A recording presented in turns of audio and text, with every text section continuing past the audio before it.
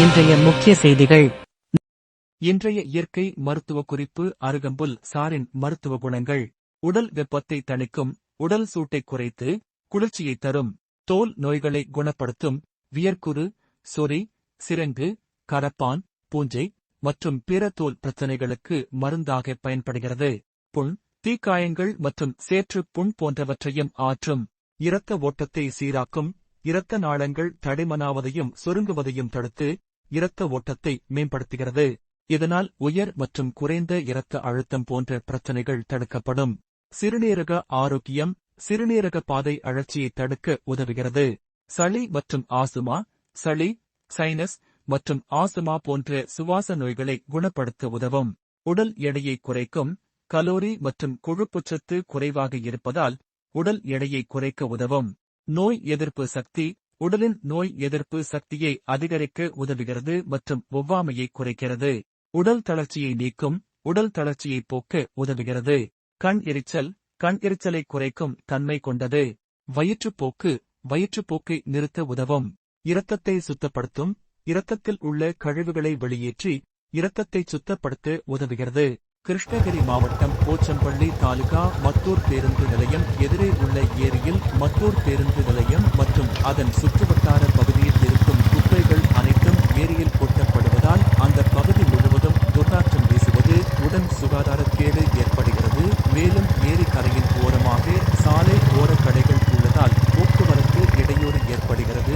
மேலும் இக்கடைகளில் உள்ள கழிவுகளும் ஏரியில்தான் கொட்டப்படுகிறது. இதை தடுக்க சம்பந்தப்பட்ட அதிகாரிகள் உடனடியாக நடவடிக்கை எடுத்து இந்த பகுதியில் சுகாதார சீர்கேட்டை சீர் செய்வார்களா என அதன் சுற்றுவட்டார பகுதி மக்கள் மற்றும் சமூக ஆர்வலர்கள் கேள்வி எழுப்பியுள்ளனர்.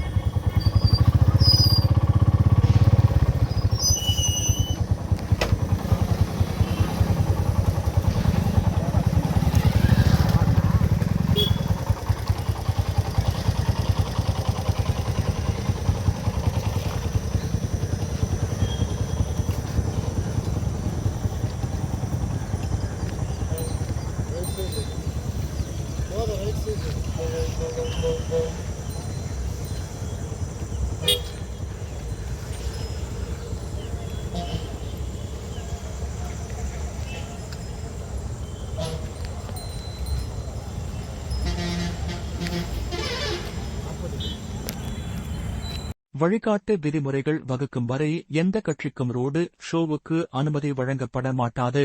அரசியல் கட்சிகளின் பிரச்சார கூட்டங்களுக்கு வழிகாட்டு நெறிமுறைகள் வகுக்க கோரிய மனுவில் சென்னை உயர்நீதிமன்றத்தில் தமிழக அரசு உறுதி.